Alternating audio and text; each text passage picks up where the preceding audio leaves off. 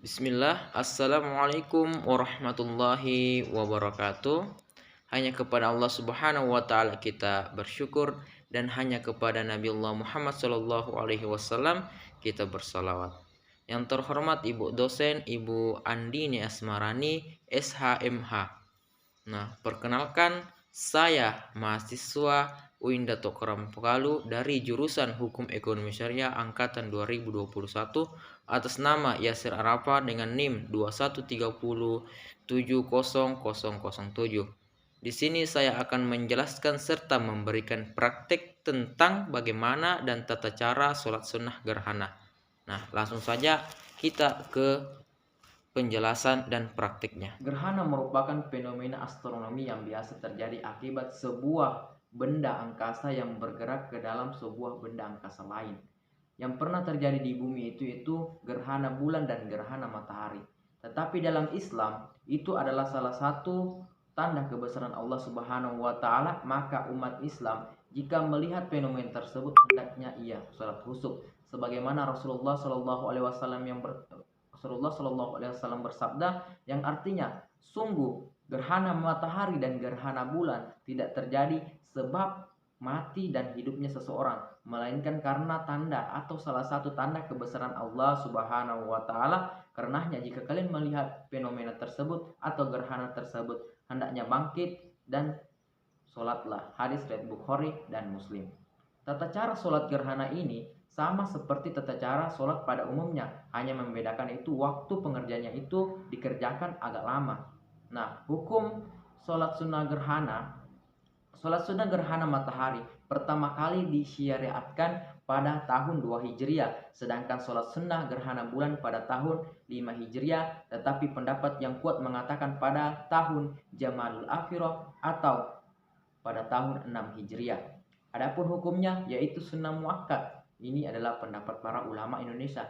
Pendapat ini diambil dari salah satu firman Allah Subhanahu wa Ta'ala yang artinya sebagian tanda-tanda kebesarannya ialah bulan, matahari, siang dan malam.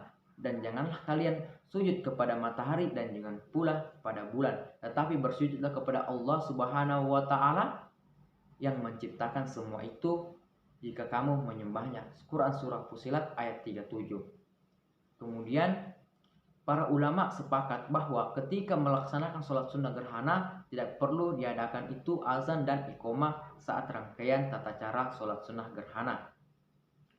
Dan adapun niat sholat sunnah gerhana yaitu pertama gerhana bulan, usalli sunnatal khusufi raka'ataini, makmuman jika kita menjadi makmum, imaman jika kita menjadi imam lillahi ta'ala. Sedangkan pada sholat sunnah gerhana matahari yaitu niatnya usalli sunnatal khusufil syamsi raka'ataini makmum lillahi ta'ala. Saya niat sholat sunnah gerhana karena Allah Subhanahu wa Ta'ala.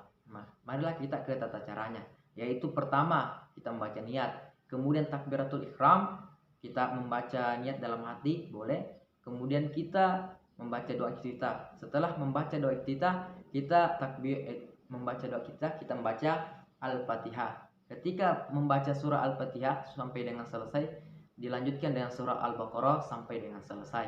Nah, kemudian kita ruku. Nah, ruku di sini kita membaca tasbih. Lama bacaan tasbih kita yaitu selama orang membaca 100 ayat dalam Quran surah Al-Baqarah. Kemudian iktidal. Iktidal di sini kita tidak membaca doa iktidal, tetapi kita kembali membaca surah Al-Fatihah sampai dengan selesai. Kemudian surah keduanya itu surah Al-Imran sampai dengan selesai. Kemudian kita kemudian kita ruku. Ruku yang kedua, lama membaca tasbihnya di sini yaitu 80, sama dengan 80 ayat orang membaca Quran di surah Al-Baqarah. Kemudian iktidal, membaca doa iktidal. Kemudian kita sujud.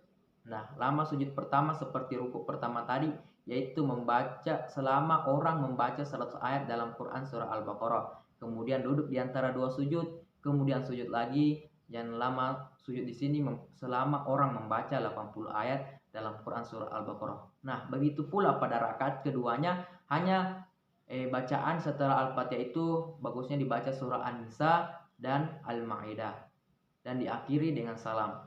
Mungkin itu saja penjelasan dari saya. Mari kita beralih ke praktiknya agar mudah dipahami.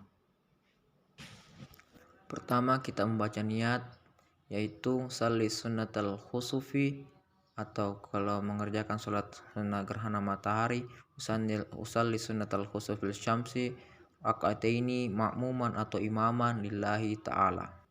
Kemudian takbiratul ihram. Nah, bagusnya ketika takbiratul ihram disembari dengan membaca niat di dalam hati.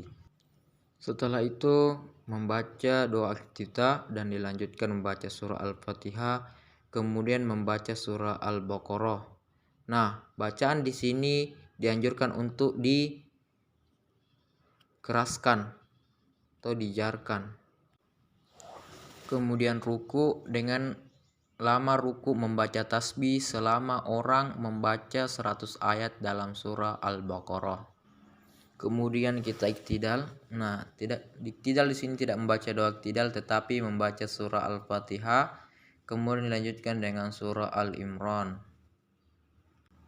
Kemudian ruku kedua, yaitu ruku kedua lamanya membaca tasbih itu selama orang membaca 80 ayat dalam surah Al-Baqarah. Kemudian kita iktidal dan di sini membaca doa iktidal. Kemudian kita sujud. Nah, ketika sujud, lama membaca sujud di sini atau lama membaca tasbihnya itu selama orang membaca 100 ayat dalam surah Al-Baqarah. Kemudian duduk di antara dua sujud membaca doa di situ. Kemudian sujud. Nah, lama membaca tasbih pada sujud kedua itu selama orang membaca 80 ayat dalam surah Al-Baqarah. Kemudian bangkit dari sujud kedua, begitu pula cara pengerjaan pada rakaat kedua, hanya yang dibaca surah pertamanya itu surah An-Nisa dan yang kedua surah Al-Maidah. Tetapi caranya atau prakteknya sama saja seperti rakaat pertama. Dan diakhiri dengan salam. Itu saja tata cara dari atau praktik dari sholat sunnah gerhana. Sekian dan terima kasih. Nah, itulah tadi tata cara dan penjelasan seperti apa sih itu sholat gerhana dan bagaimana sih praktiknya. Semoga apa yang saya jelaskan beserta saya praktekkan bermanfaat bagi kita semua, dan semoga kita bisa mengaplikasikannya dalam kehidupan sehari-hari, bahwa segala apa yang terjadi di bumi itu adalah salah satu tanda kebesaran Allah Subhanahu wa taala. Mengapa kita melaksanakan? Agar kita tidak termasuk dengan golongan orang-orang yang sombong bahwa kita hanyalah ciptaan, bukan yang menciptakan, bahwa yang menciptakan hanyalah Allah Subhanahu wa taala. Semoga dengan bulan Ramadan ini kita semakin taat kepada Allah Subhanahu wa taala. Saya akhiri dengan ucapan terima kasih. Saya Yasir Arafah undur diri. Wallahu musta'an. Fastabiqul khairat. Wassalamualaikum warahmatullahi wabarakatuh.